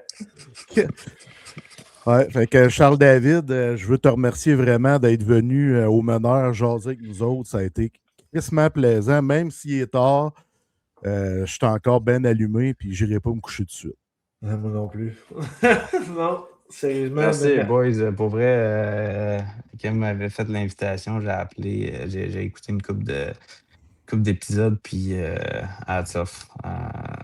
C'est des beaux messages, puis si je peux embarquer dans la vague, tant mieux. Puis s'il y a du monde qui ont réseaux sociaux qui veulent en jaser plus, je suis ouvert tout le temps. Puis s'il y en a qui veulent des ressources que j'ai, tu sais, Elise Joubert qui est une conseillère pour après-carrière ou peu importe, je suis disponible. Merci, Bob. Vraiment une belle entrevue. Merci pour ton authenticité. Nous autres, on aime ça ici. Puis ça prend du courage pour venir se dénuder de même devant un auditoire. Fait que chapeau à toi. Puis merci beaucoup d'avoir accepté l'invitation. Ça fait plaisir. Merci, boys. Merci, Bud. Bon dodo. Merci. À la prochaine. Hey, on l'avait dit au début, hein, ça serait un épisode émotif. On mentait pas. Ouais. Ouais, mais tu sais, là, après ça, je me dis, OK, il a habité à la pension de Sidney Crosby aussi, à Rimouski. Tu sais, il y a plein d'autres patentes qui me revenaient en tête, mais c'est parce qu'à un moment donné, on aurait pu jaser jusqu'à demain matin, pour vrai. Ben, on le réinvitera, c'est tout. Il n'a pas l'air d'avoir détesté son expérience, fait qu'on le réinvitera. Ouais, fait que là, on va tomber dans les... Puis mettons, il y a la coupe de bêche, lui. Et là, je vais surprendre du monde, OK? Parce que, tu sais, on s'entend dessus que Jakub Dobeš a un parcours éliminatoire extraordinaire. C'est le MVP des Canadiens de Montréal. Pour moi, en tout cas, c'est comme ça. Puis, il y a plusieurs personnes, puis je vais le dire comme ça, ça me gosse en tabarnak, qui comparent le parcours de Jakub Dobeš à celui de Yaroslav Halak en 2010. Compare beaucoup Dobeš et Halak. Le printemps Dobeš, le printemps Halak. Puis ça me fatigue. Je vais t'expliquer pourquoi. Parce que Halak, autant on l'a apprécié à Montréal, je l'aimais beaucoup. C'était un gardien, un excellent gardien numéro 2. C'était un one-hit wonder. Pour moi, Yaroslav Halak, c'était ça. Barnet! Pour moi, c'était ça. Okay. C'était un bon gardien de but, mais il n'était pas dans l'élite de la Ligue nationale. En tout cas, il a porté le flambeau. Ben, c'est ça. Tu sais, on dirait que le hype est... En tout cas... Start-moi pas là-dessus, là. Tu sais, t'invites des Claude Lemieux, Yvan Cournoyer, puis là, Halak. Tu sais, non, mais je veux dire, je l'aime, Halak, tout ça, mais je trouvais que ça n'avait pas rapport. Ça n'avait pas rapport. Puis là, les gens commencent à comparer Dobeš à Halak. Jakub Dobeš, c'est un gardien, puis là, je dis pas ça parce que là, il a un parcours éliminatoire extraordinaire. Il a un potentiel énorme. Tu sais, pas seulement sa technique de gardien de but, tout part du mindset pour moi avec Dobeš. C'est un gamer, c'est un compétiteur hors pair. Tu sais, Halak, là, je l'aimais, puis tout ça, je le respecte, mais ça n'a rien à voir avec Jakub Dobeš pour moi. Quand j'entends des gens comparer le printemps Dobeš, le printemps Halak, faire des comparaisons, je comprends, là, mais c'est non. Pour moi, c'est un non, ça se compare même pas. T'as-tu quelque chose à rajouter? Non, mais Dobeš, je suis tombé en amour. Fait que, tu sais, quand tu tombes en amour avec un joueur, tu tombes moins objectif. Tu sais, je suis capable de le dire, là, tu viens moins objectif. Mais je suis persuadé que Dobeš, ça va être un bon numéro 1. Puis oui. Plus ça va, plus je me dis, Chris, c'est lui notre numéro 1 à Montréal. Ah, il y a du swagger, il est cocky, mais tu sais, pas cocky arrogant, là. il est comme cocky, genre, avoir de la confiance, ça en prend, surtout dans la Ligue nationale d'aujourd'hui. Il y a beaucoup de gardiens de but qui sont des bébites différentes, qui ont cet attribut-là, ce type de ce comportement-là. Puis ça en prend, pour avoir du succès des fois. Exact. Il n'est pas cocky comme Max Lapierre, mettons. Tu veux te faire un name dropping de ton ancien collègue de travail? Mon ancien boss. Hey non, mais étais-tu énervé à TVA Sport la semaine passée? On s'est parlé. Ça n'avait pas rapport. Non, mais sincèrement, j'apprécie Max et tout ça, là, mais c'est ça. On peut apprécier quelqu'un sans nécessairement approuver tout ce qu'il fait. Exactement. Ça, je dis rien. Puis mettons! Tes filles. J'ai encore pleuré, Kev. Bon, mais gars, c'est correct. Non, mais cette semaine, c'est le gala Méritage pour le sport scolaire de mes filles, le cuivre et or. C'est ça le nom des équipes scolaires où mes filles jouent au volleyball. Puis tu sais, pour vrai, Kev, là, puis tu sais, je les aime, mes filles, puis je le savais qu'elle allait gagner un prix. Je le savais. C'était dans tes tripes, là. Je te le disais. Je le sais que ma plus vieille, Joliane, c'était la meilleure de son équipe, mais pas juste la meilleure au niveau talent. C'est la plus engagée. Elle l'idée.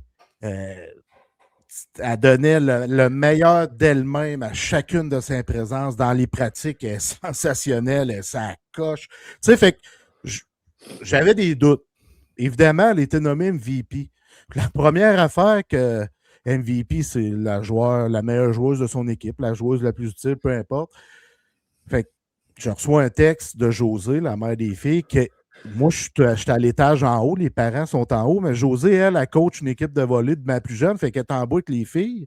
Elle me texte, c'est sûr que t'as broyé. Ben oui, j'ai pleuré, puis ce que les coachs ont dit de ma fille, c'est exactement ça, la définition de leadership et de la façon dont on éduque nos filles, Josée et moi. On dirait qu'elle décrivait comment on était avec ma fille, puis ma fille, elle assimile ça depuis longtemps. C'est ce qu'elle donne à son sport. Fait que j'ai trouvé ça extraordinaire. Je suis un papa fier. Puis ma plus jeune, qui est coachée par sa mère, a gagné le prix de l'athlète la plus améliorée de son équipe.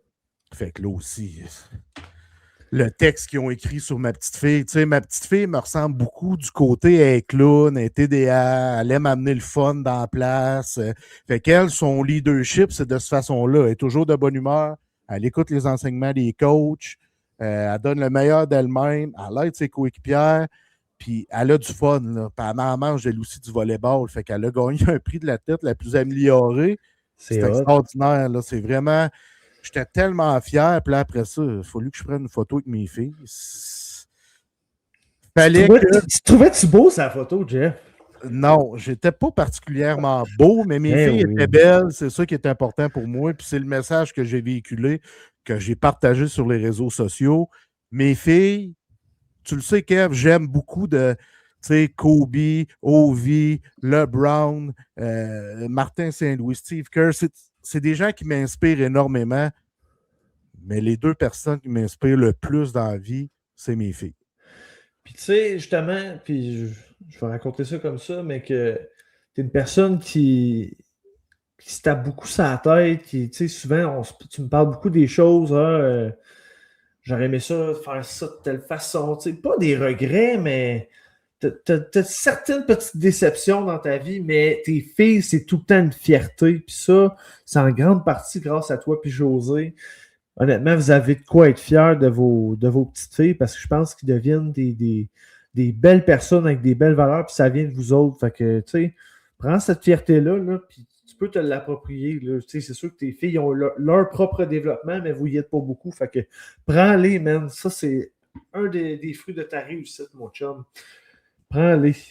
Merci beaucoup, bon Kev. Écoute, on arrive dans le Money Time. Déjà, on annonce le prochain invité. Si tout se passe comme prévu, notre prochain invité est... J'aurais peut-être eu des discussions avec un certain ancien joueur, entraîneur des Alouettes de Montréal, que ses initiales seraient LBJ, comme dans Luc Brodeur-Jourdain. Que, si tout se passe bien, ça devrait être lui d'inviter la semaine prochaine. Que, on vous garde au courant. Stay tuned. Kev, encore une fois, merci énormément. J'ai plus de bière. Non plus. On peut plus dire gorgé. Bon, on peut plus dire gorgé. Hey, on va se rejaser la semaine prochaine à l'épisode 7. On va avoir encore beaucoup de plaisir parce qu'on a toujours du plaisir. Puis, il faut le souligner, Kev, on ne fait pas juste du hockey. La preuve, notre prochain invité, c'est un gars de football. Oui, nous autres, on prend le leadership, la santé mentale, puis devenir la meilleure version de soi-même avec les petits détails de la vie. Fait que merci infiniment. Tu sais, on vous le dira jamais assez. Merci beaucoup de nous suivre. Facebook, Instagram, TikTok. Puis pour visionner les épisodes complets, YouTube, puis en version audio, Spotify, Apple Podcasts et Amazon Music. Tu sais, on a beaucoup augmenté notre auditoire au cours des dernières semaines, des derniers mois, puis on ne prend pas ça pour acquis. On apprécie énormément le fait que vous prenez le temps de regarder notre produit. Puis à quelque part, je pense que vous nous envoyez de l'amour, vous aimez ça. Fait que merci, nous autres, ça nous fait vraiment un baume sur le cœur. Merci beaucoup de nous écouter. Kev, je t'aime. On se rejase la semaine prochaine. Peace.